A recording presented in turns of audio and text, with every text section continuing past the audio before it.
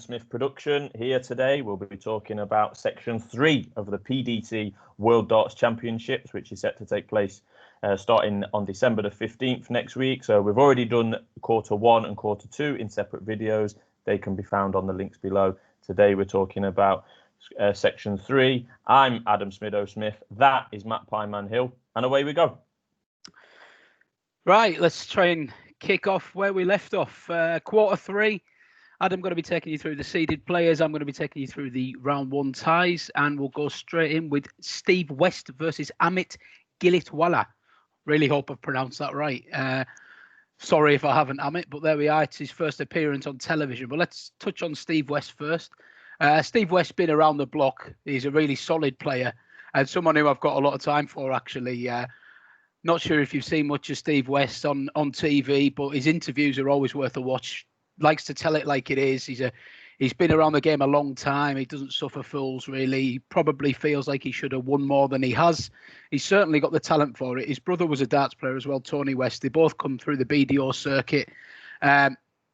He recently had a run in the European Championships and actually made a comment after that tournament that if he went on to win that tournament, he would have retired on the spot because he wants to win something to say he's achieved something with his darts career and then pack up. I think it'd be sad to see him pack up because obviously he's hovering around the world top 32. He's not far outside it. Very good player on his day. He's beaten Van Gerwen. He's beaten a lot of the big boys. He plays in a qualifier, Amit Gilitwala, who is the Indian #1. I've got to be honest, I've not seen anything of Amit. He averaged just over 70 to qualify for the Ali Pali. Now, I'm not going to knock that because if I could average anywhere near 70, I'd be absolutely delighted. But what I will say is that does suggest that he's going to have to produce a career best performance to trouble Steve West here. 3-0 to Steve West is around even money. Seems like a big price to me. And I think West will give a stern examination to his round 2 opponent, providing he gets there, which is Peter Wright. Yeah, Peter Snakebite Wright, the reigning champion. Believe it or not, it took him a while to get there. He kind of had the Michael Smith kind of tag for a while in terms of getting to plenty of finals and not winning any of them. But he's turned that around in the last couple of years, culminating in the World Championship win in the start of this year. But he continues to infuriate me and many others.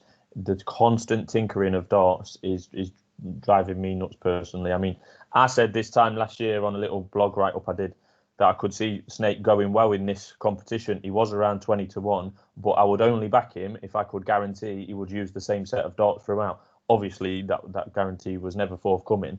I didn't back him. I used the same darts every game and won. But I mean, he can't be.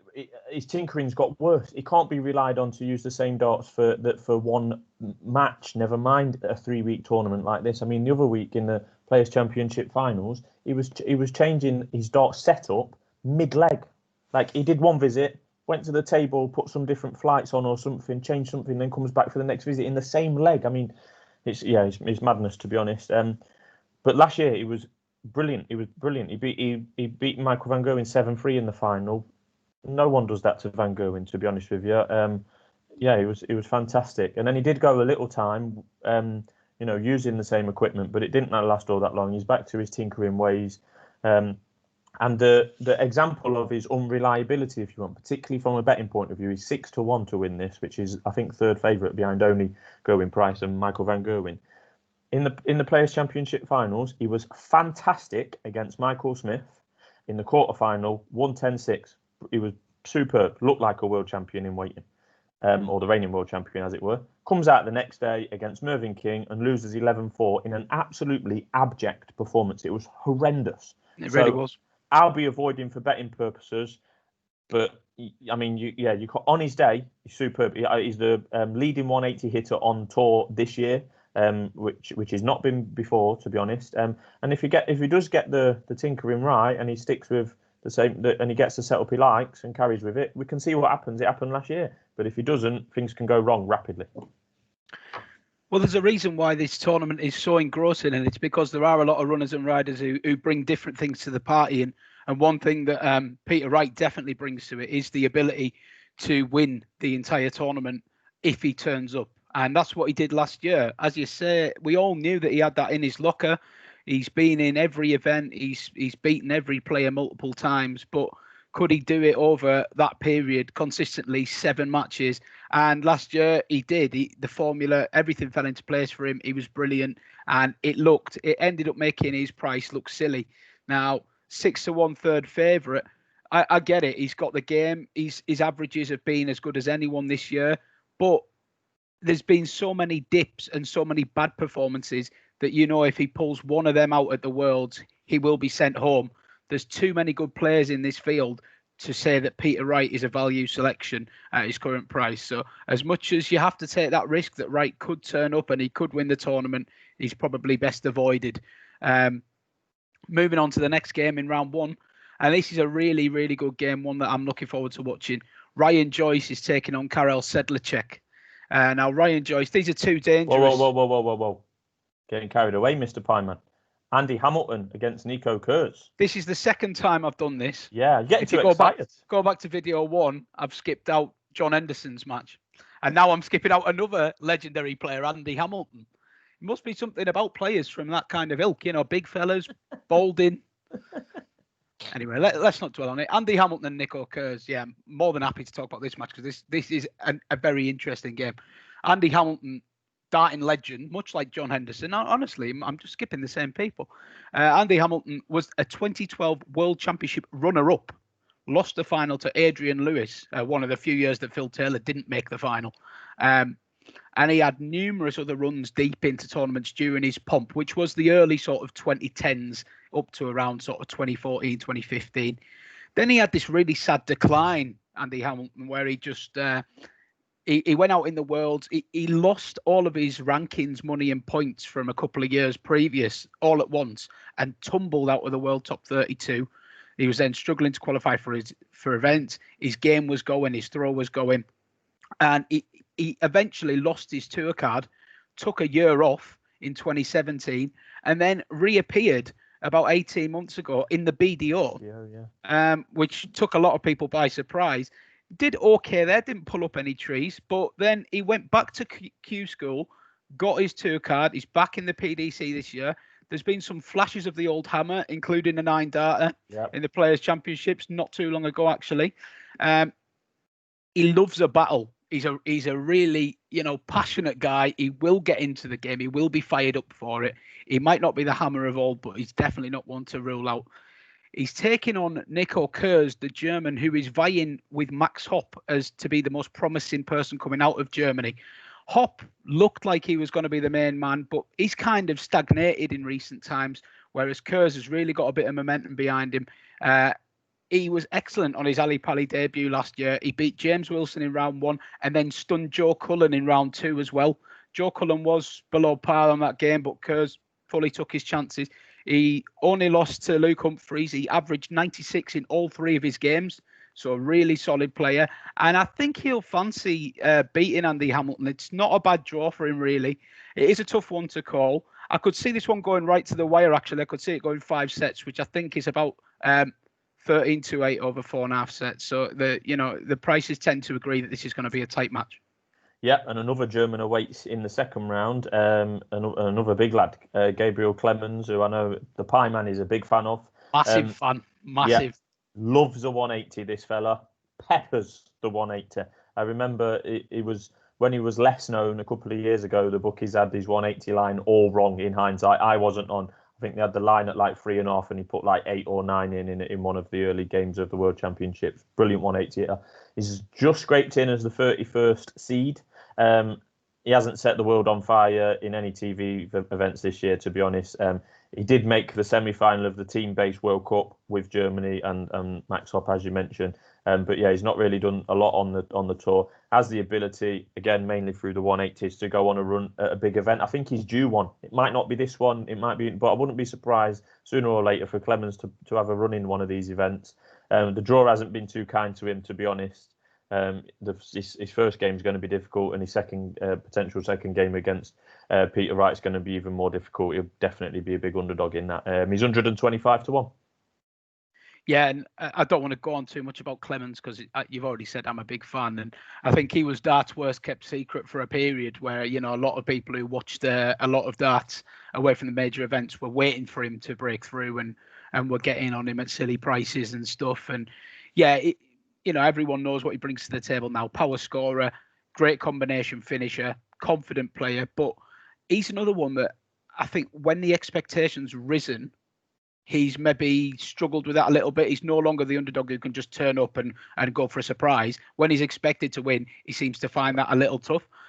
So where I would be worried about him in his first game, should he play Nico Kurz, although playing a countryman may be an advantage, I would be very much with him against Snake, purely because as an underdog, he will relish that. He'll relish the speed that Peter Wright plays at. If Peter Wright has an off day, he'll be able to pounce on that. I think that could be the game of round 3 if they both get through.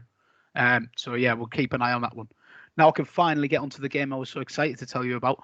That's Ryan Joyce and Karel Sedlacek, two of the probably most unfortunate players to draw each other. Ryan Joyce will be one that people know more about. Ryan Joyce, an ex-BDO player again, got his PDC card in 2019, and he really burst onto the scene. First World Championships, he got to the quarterfinals. He had a fantastic run. Beat Anastasia Dobronislova in the first round. That was a typical lady in the first round. Crowd were on her side. He washed her 3-0. He beat Whitlock, beat Alan Norris, beat James Wade. He only went out to Van Gerwen in the quarterfinals. Now that is a fantastic debut run at Ali Pali. He's proven that not to be a flash in the pan. Had some very good performances on TV events. He also won a Players' Championship event in the Summer Series, and he said that he celebrated that victory by going home and having a pot noodle. So, I mean, there's a lot to like about Ryan Joyce from a playing and from a personal perspective. He's had a pretty good year, but to be honest, he was poor in the Grand Slam of Darts, staying out of his group. He was poor in the Players' Championship, lost his first game to, I think it was Andy Bolton. You would have expected him to win that, really. Now, Sedlacek is a really interesting one. Czech Republic guy, you might have seen him representing the Czechs at the World Cup. They only lost 5-4 to Belgium in the first round. It was him and Adam Gaulas, who's another good young player coming through, youth semi-finalist. But Sedlacek, he qualified for Ali Pali a couple of years ago, lost 3-0 to Keegan Brown. This is a very different player now. He's been one of the most rapidly improving players on the tour. He's actually been averaging 96 in recent events that helped to get him here. So that just shows he can go with the best of them. That would be a very solid average, even in comparison to the top 32 players in the world. So it's a bad draw for Joyce. It's a bad draw for Sedlacek, to be honest. It's priced up 2-5 Joyce, 2-1 Sedlacek. I'm very interested in. Could be a bit of value in the outside of there, and I know you're a Joyce fan as well. But you've got to look at the prices. Are they reflective? Probably not. Yeah, I'm very interested in Sedlacek at them prices. I know you're the expert on the round 1 ties, but the prices that I've looked at, that is the most appealing price to me of the whole of the first round. Sedlacek 2-1 is definitely got my interest. I suppose a little bit of it would depend on Joyce's how Joyce plays. If he plays like he's played at them last 2 televised events, Sedlacek will have a real chance. Yeah. And you need to look out for Joyce's finishing. When it's on point, is excellent. His combination finishing. The winner of that will take on Krzysztof Ratajski from Poland. The Polish Ian White, as far as I'm concerned, we'll come on to Ian White. He's also in this quarter, but he is the Polish Ian White. And by that I mean very good on the tour, but not so good on the big TV events. And he has been the same for the last 3 or 4 years. He's right up there on the tour, and hence why he gets here with an order of merit ranking of number 15. And that's probably what will happen again here, to be honest. He's going to be in a good game in his first game against the round 1 qualifier. He's going to have his work cut out there. Then the likes of Whitlock, Clemens, Peter Wright down the line. So I see that going the same way for Ratajski, to be honest. And yeah, as you've outlined, it is a tough draw. I mean, that Ryan Joyce Sedlacek could be the best quality affair of the whole first round. So it's not going to be easy for the Polish Eagle, and he's 50-1. No, the Polish Eagle, again, much like Clemens, somebody that you're interested in taking when he's playing a big boy, but you're not sure how he's going to react to being the favourite. And that was very much on viewing the Grand Slam of Darts when he had some very, very tough group stage games, including he's playing one of the female players. I can't quite remember who it was. Yeah, it was Lisa Ashton, and he was very, very lucky to win that game. So yeah, Ratajski, a player I like, but maybe not one to be within this quarter. I would say tough draw for him. Okay, our next round one game in this quarter is Darius Labanauskis versus Chengan Liu. Darius, quite a familiar face for darts fans now, I think. Another ex-BDO. He came through. He lost the World Champs final to Glenn Durrant before moving over. Actually, I don't think it was the final, but he lost in the BDO World Championships to Duzza and then decided to make the move to PDC. He went in through the Baltic Tour originally, and obviously, as you'll have seen, he's a very good player. He wiped up there, and he's come into the main tour, and he's done very well. He's quite a regular at TV events. It's managed to get him up to number 46 in the world. He didn't really get a tune-up at the Players' Championships because he drew Van Gerwen in round one and got beat. So that's a bit of a shame. But his two Ali Pali runs to date have both been excellent. He famously retired Barney virtually when he knocked him out in round two a couple of years ago. And he was a quarter finalist last year, believe it or not. He eventually went out to MVG, did have quite a favourable run, but he had to beat Diamond White, he had to beat Hop, Bronze Adonis, Steve Beaton. He's no bug. He's no mug, sorry. I do like Labanauskis, but he's playing Chengan Liu here, the Chinese. I don't know a lot about Chengan. Again, he's another one that we haven't seen much of. He's come through the Asian qualifiers. He's a relatively unknown commodity. Does look like he's up to a reasonable standard. Been doing a little bit of digging on his averages. Looks like he's averaged in the mid to high 80s to get here. So he's certainly not one of these mug qualifiers that you do occasionally get from these nations. I would mention that him alongside another Chinese player that we'll touch on shortly does seem like the standard is improving in China. And if you look across the board at snooker, for example, wouldn't be surprised to see the Chinese players improving. You know, once they start committing to a sport and progressing onto the world stage, they do have a pretty good record of churning out stars. So when will the first big Chinese star come? It could be Chengan Liu for all I know. But it'd be Labanauskis for me. He's quite short. I'll be avoiding the game due to a lack of knowledge on his opponent. Yeah, and then Whitlock in round two looks likely for Labanauskis. Whitlock, I know it's a minor discrepancy, but Whitlock's a bigger price than Ratajski, and I wouldn't have that, to be honest, in the outright. I would agree with you. Whitlock's 66, Ratajski's 50. That's only one notch in the bookmaking world, but it's a discrepancy nonetheless. One of the few players, Whitlock, who I would say has benefited from the COVID impact, however horrendous that has been worldwide. But, you know, he's honed his skills. He's been practicing a lot. He's been practicing differently, he said. He's got his equipment set up right, and he has shown on TV as well. He's had a couple of good runs. He's beat MVG in 3 major tournaments this year. I think there's only been 5 on TV, and he's beat MVG in 3. But the point that should be made is actually lost the following game on all 3 occasions, which is a shame for Whitlock.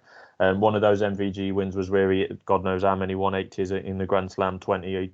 Was it 31? Something absolutely broke the record, didn't he? Yeah. So yeah, he's clearly been practicing well and will fancy his chances. And remember, Simon Whitlock made the final 11 years ago. He got beat by Taylor, I think, on that occasion, but that was practically on his debut out of nowhere. So he knows his way around Ali Pali, and I think, as I've said before, I think that's important. And he will fear no man in this quarter, I believe. And he will be a worry for anyone in this quarter on current form, Whitlock. So yeah, the odds of a potential Whitlock and Ratajski matchup in round 4 will be interesting for the likes of me, because, as I said, it looks like the bookies have Whitlock as a bigger outsider than Ratajski outright. If that's reflected in the match markets, I'll be backing Whitlock. And I think you'll be in the majority there. I think Simon Whitlock has been absolutely fantastic, as you say. His turning point seemed to be when he got in that Grand Prix through the COVID dropouts and put a run together, and it's just sparked this great run for him. The packed-in schedule of televised tournaments seems to have allowed him to carry his momentum on. He'll arrive in very confident mood. He spoke very openly about how hard he's worked on his game during lockdown, as you're quite rightly saying. I don't think there's a player in the draw who would face Simon Whitlock and not be very concerned at the moment. He's got Van Gerwen's number. There's not many people that have that. Obviously, he's in the other half of the draw, but he wouldn't fear a matchup with Gerwyn Price or Peter Wright, anyone like that. He's played these guys millions of times. And what you'll always hear Simon Whitlock say is, if I play my game to my best, I'll win. And he's right. There's not many players that have that level of confidence in themselves and can back it up with quality performances. Whitlock, very, very lively runner, I think, in this tournament. Yep. Anyway, moving back on to the first round. Very interesting match. The next one, well, an interesting runner at least. Callan Rydz versus James Bailey. Rydz is a Geordie on the rise. He's now in the world's top 100. He's up to 94, and he's only going to get better. This is a young man who's only 22 years of age, and yet we've already seen quite a lot of him. If you're a darts aficionado, he's quite a power scorer. He got his card after he went through the proper methods. He was on the Challenge Tour, and he topped the Order of Merit there, which got him a card for the main tour. He went to the World Championships last year and edged out Steve Lennon, and then he lost 3-2 to Danny Noppert. No shame in that, but he presented himself very well, came out of that with a lot of credit. He arrives banging form in the Winter Series recently, which was 4 events. He put in 2 sterling performances. One he reached the 4th round, and one he reached the quarterfinals. And then he went on to back this up further in the Players' Championship, where he managed to get to round 3, upsetting Daryl Gurney and then beating the informed Ryan Searle as well. He only lost 10-9 to Peter Wright in the 3rd round, so there's no questions over his form. He is banging form. He'll fancy it, and he has a good chance here. He's drawn James Bailey, the Australian, 51-year-old. He has been to the World Championships before, qualified back in 2019, lost 3-0 in the first round to Steve Lennon. Doesn't appear to be a particular danger man. He averages low 80s. So this is a prime opportunity for Rydz to get through. And I think the 13-8, about a 3-0 win, worth a look. Yep, and James Wade is the seed that awaits one of those two, the number 7 seed, actually. Not everyone's cup of tea, and sometimes not mine, to be honest, but you've got to be straight about it. James Wade is one of the best darts players this century. It's as simple as that. A continuous top 32 ranking for the last decade or so, a 5-time major winner, a 3-time World Championship semi-finalist, the ultimate never say die player, really, to an extent whereby quotes like a James Wade-like performance is used to describe gritty performances by others. So it's he's his own. He's got his own style, and he does it well. Made the final of the Grand Slam in November, where he said that he didn't play well in the final against Jose de Souza, but he bloody did, to my eye.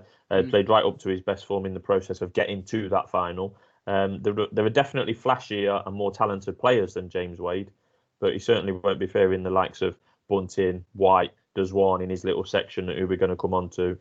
He's second fav to win this quarter for a reason at 5-1, and he's just extremely solid. The solid of the solid, consistent, and and I know Callan Rydz is an up and comer, but he's going to learn a few tricks of the trade against James Wade in the second round if he gets that far. Wade's 33-1.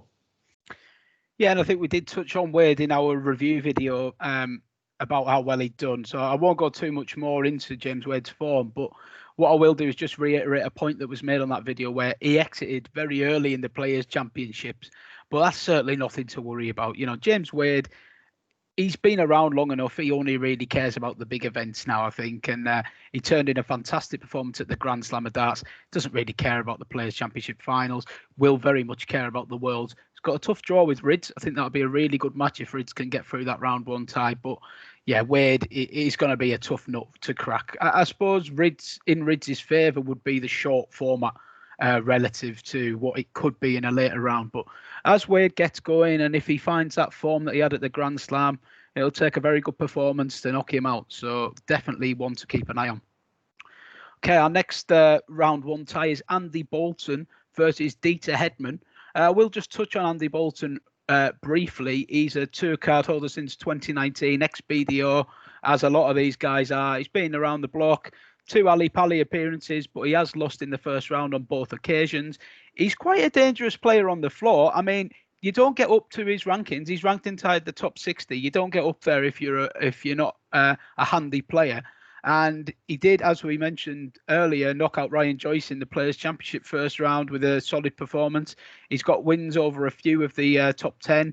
in his career. So a tough draw, but really this is all about Dieter Hedman, an absolute icon of the women's game, who's making her first appearance at Ali Pali, remarkably. Dieter came through the women's qualifiers. She won it. It was quite remarkable, actually. So this kind of puts the PDC in a bit of a bad light. Going into the last games in the women's qualifiers, nobody actually knew what was required for people to get through. And it came down to Fallon Sherrock and Dieter Hedman level on points. And Fallon won her game, thought she'd re-qualified for the Ali Pali, and then was told by a match official that Dieter had got her place because she'd won 2 more legs on the day.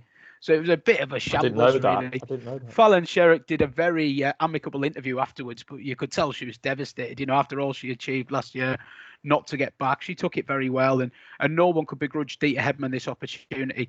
Nobody has been in more finals in the men's or women's game ever than Dieter Hedman. She is so experienced. She will love this. She deserves this opportunity. Andy Bolton, she could have done a lot worse with the draw. I was a bit surprised to see that Andy Bolton is nearly 2-5 to win this 3-0. I think Dieter, with the crowd behind her, can take a set. Whether she can win it's another matter. But 13-8 for this to go over the 3 sets looks a solid play. Good luck to Dieter Hedman. Yeah, and Stephen Bunting is the round 2 opponent. He's 250-1. That gives you an idea of his chances, really. Made the leap to the PDC following his BDO world title win in 2014. And there was a hint of controversy about that one, because I think that was the first year the BDO said that they would stop the prize money if the winner went over to the PDC. Bunting did that, and I think it was 50 grand at the time. So fair play to him, because he's a pretty young man at the time he won that in 2014. So yeah, fair play to him for that. He's not really cracked the top 16 though in his time with the PDC. He's only won 2 PDC ranking events. Both of them were not on telly since his switch. One of them actually was his first ever PDC event. He actually won the first ever one he competed in. He won. His ranking has struggled, really, like we've said about Adrian Lewis and the like before. If your ranking's too low, you're gonna get tough draws in the big events, and more often than not go out early doors. That's what's been happening to Stephen Bunting, and I can see the likes of Wade beating him comfortably if they were to meet in the 3rd round. Yeah, I wouldn't disagree too much with that. Stephen Bunting, as you say, came on the crest of a wave in the BDO. Did well initially when he came over to the PDC, but he's really been struggling with his game in the last couple of years, Stephen Bunting. We know that when he's at his best, he's one of the best 180 hitters out there. He really can pummel them in for fun, really groups his darts excellently, but seems to have lost the rhythm in his throw. And I won't go into it too much, but it's hard to see Stephen putting a run together here. As much as I would like to see it, it does seem like he's struggling with his game at the moment. Okay, next round 1 game that we're going to touch on is Kim Hybrex, and he's playing the 2nd Chinese qualifier, Di Zhuang. I hope I'm pronouncing that correctly again. Yeah, Bob on, yeah. Yeah, thanks. That's the clarification I'm looking for, definitely. Yeah. Kim Hybrex, obviously the man to focus on here, mainly because I don't know a lot about Mr. Zhuang, but does look like Mr. Zhuang's averaging in the low 80s to get here. So we know what kind of player we're looking at. It's all about Kim Hybrex, this really. If Kim turns up and plays well, he should get through. But Kim Hybrex, another one that's had a very interesting career. He's been around a long time. This is a man who's been in the Premier League twice. Yep. So a very elite level player in his pomp. Fair to say he finished last on both of those Premier League appearances, but that's no detriment to Kim's ability. He's been a quarter-finalist at the World Championships all the way back in 2012. Fair to say that he suffered a real dip in his form in recent years, but there's been a few indications in recent months he might be getting back to somewhere near his best. He says himself that he's feeling good in his game. I thought there was a bit of evidence of that at the World Cup with Dimitri van den Berg. He looks more comfortable. He's got a very good draw here, and not a player that you would so much fear as a seed, but definitely one that will need to be treated with respect, and I expect him to progress here. Yeah, and as expected, he progresses, he will face Ian White, who is 80-1, and Ian White is the English Christoph Ratajski. Very good on the tour events, not so good on TV. To be honest, it sounds harsh because I wouldn't get anywhere near him, but he just clearly doesn't handle the pressure of the bright lights and the TV cameras and the bigger crowds. It's been like that for years. Is a long established floor player reputation, but that has been squashed slightly in the last couple of years, because he has made 4 TV quarterfinals in 2019. He's not been able to replicate that in 2020, but 2019 saw him starting to turn a corner in the TV events. 2020 has been a very different year for obvious reasons. So, maybe he has slightly turned a corner. I've got him down as a good front runner. If he's in front, Ian White, he often fancies his chances to stay there. So he may do well early doors, but against the likes of Kim Ibrex, Jeffrey Deswan, who we'll come on to. But if he makes the likes of the 4th round, James Wade is going to pressure him, grind him down, and that will probably be the end of Ian White this year. Yeah, Diamond, I'm a big fan, but you're quite right in what you say. He just hasn't managed to move his floor game onto the television. It's been a long-running problem. Everyone knows about it. And every tournament, you'll get somebody saying, I think Ian White looks a good price, and sure enough, he'll flatter to deceive again, maybe put in a good early round performance and shorten up, and then things will get on top of him. It's a shame. You don't want to put down players like that and say that they've got problems on TV, because it is hard. But again, no crowds in this year. A lot of people said that Ian White might be able to take advantage of that, the TV events not having crowds in, and he hasn't been able to. Does that play on his mind more as well? So Diamond, wouldn't begrudge him a run. Like him as a fella, very funny guy as well, off the hockey. If you follow him on social media, one of the funniest people on the tour, clearly. But wouldn't be rushing to get with him. Okay, our final first round match in this quarter is Ryan Searle versus Danny Lauby. A lot to like about heavy metal Ryan Searle. If you had to draw a darts player from a pub team in, say, the 1980s, 1990s, you'd probably draw Ryan Searle.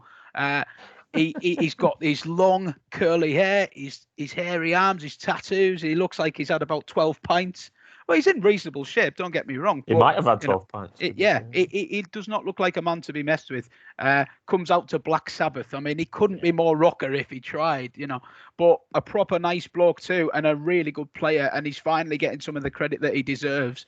He's been around a little while, but he has had 2 great runs at the Ali Pali from 2 attempts. He made the last 16 on his debut 2 years ago, and the 3rd round last year as well. So he backed that up. The only reason he didn't make the 4th round and beyond last year, he was 3-1 up against Gary Anderson in a race to 4 and lost 4-3. He was unfortunate there. He's not the most fashionable player to be with, but I would certainly like to be on side with him rather than against him. He does some serious damage on the floor events. He's won a Players' Championship event, which says a lot about the quality he possesses. Wins over all the big boys. I can't see how Ryan Searle doesn't break the top 32 next year. I think he's so consistent. He's just hovering in the early 40s now. If he continues to do what he does, then I can't see how he won't be in that middle of next year, and that'll give him a chance to then kick on again. And good luck to him. He plays Danny Lauby here, who turns 28 tomorrow. Happy birthday, Danny! I know you're watching. He's the 2nd American competitor we've got in the field, alongside Danny Baggish, who I gave a very good build-up to the other day. Now, Danny Lauby, I'm not sure I can give him quite as strong a build-up as Baggish, to be honest. He's from a darting family. His dad, also called Danny Lauby, very American. This is Danny Lauby Jr. we're dealing with technically. His dad had 5 consecutive appearances in the World Championships in the BDO between 1999 and 2004. Lost every single time in the first round. So his son, arguably by getting to the PDC first round, has already bettered his father's achievements. But he's unproven at this level. He can average around the 90 mark looking at his figures, so it's not a walkover. Some of these internationals are relative walkovers. He's not, but he's had 3 failed attempts at getting his card through Q School. Now, Q School is brutal. When I'm talking about people getting the card at Q School, I'm not doing justice to how tough that process is. It's basically hundreds of world-class darts players turning up and playing each other for about 2 spots.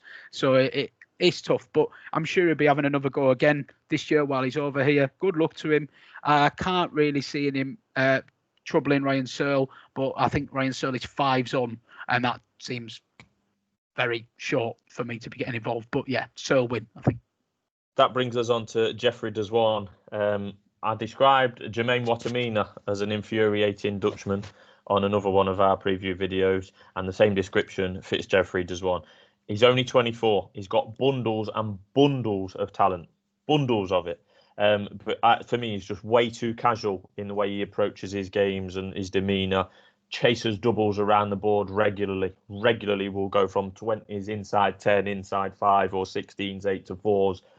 Regularly does that. Fair bit of head shaking, which I don't discourage. Burst onto the scene in 2018 with a World Match Play semi-final appearance. Beat MVG in round 1 that year.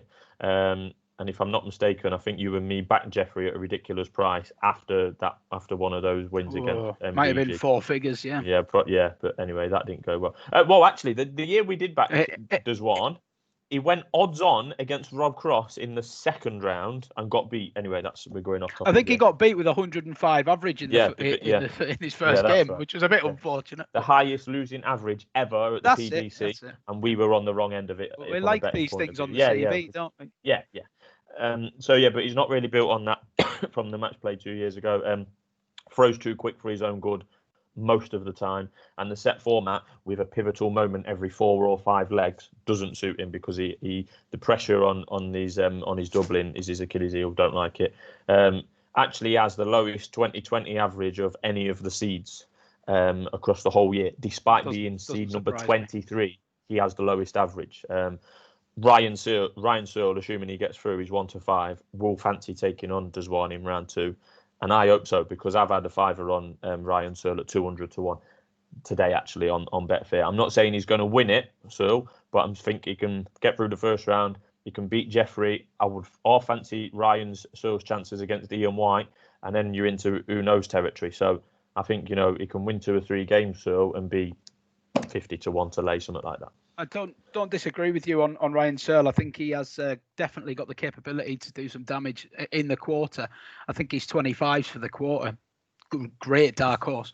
And I think you're probably going to run through those prices in a moment. But just to add a little bit on Jeffrey, another man that I'm a massive fan of. If you have to pick 3 or 4 players, we're talking Gabe Clemens, we're talking Jeffrey Deswan, we're talking, but Merv. Merv. We are talking Merv. Yeah, maybe we could do this on another video. But Jeffrey, someone I've got so much time for, an absolute abundance of natural talent. He's along the lines of Eddie Lewis in the realms of when he's playing well, the 180s are flying in. It looks effortless. It's so good to watch. Almost without even looking, so nonchalant. It's so good to watch. He's so quick. He's so rhythmic, but he has got flaws. Let's not forget when he had this purple patch in 2018, 2019, he'd already had a rise and a dip before that rise. He'd have, what was described as injury problems. I know he did have a problem with his wrist, which kept him out for some time, hence his price going way back out and going off the radar again. But this more recent dip has to be more concerning. He's shown he can play against the best, so why has he gone so far off kilter? I think you question his mentality. You have to question whether there's something underlying that we're not seeing as viewers. But I would desperately love to see Jeffrey back somewhere near his best. And if he could just get that first big run again, he can maybe get back on an upward curve. Yeah, so just running through the prices. These are the prices for any player to win this quarter, i.e. make the semi-final. So we've got Peter Wright at 6 to 4, the reigning champion. Then James Wade at 5 to 1, I think, as we've mentioned. Then comes Ratajski at 8, Whitlock at 10, Ian White at 14, Clemens at 16, Jeffrey Deswan at 16, Ryan Searle at 25, which I think we both agree is probably the best value in this quarter. He's going to have his work cut out to win a quarter final against the likes of Wright or Whitlock if he was to get there, but I think he could threat an early door. So Bunting's 14, and then it's name your price. Any of the rest, including Detta Hedman, that's 250 to 1 to win this quarter. So good luck to her. Yeah, good luck to her. But I would agree with you. Searle 25 stands out to me, and a couple of the other ones that we've given good mentions to. What's Callan Ridd's, just out of interest? I think he was 40. Let me just scroll down. Yeah, I mean, Callan Ridge is 40, yeah. Don't get me wrong, I'm not encouraging people to go that, go crazy. But I do think that he's shown a liking for the Ali Pali and the TV stage. He's not in the worst part of the draw. I think he could certainly get towards round 3, round 4. And I would also give another shout,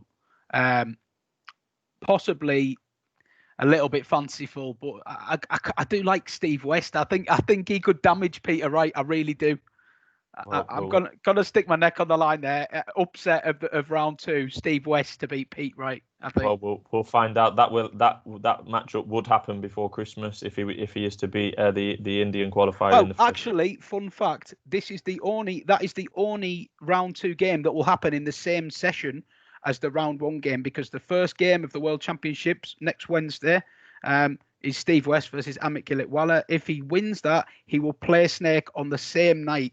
So watch this space. Steve West gonna start the tournament with a bang. Very good. So that wraps up our quarter 3 preview of the PDC World Championships.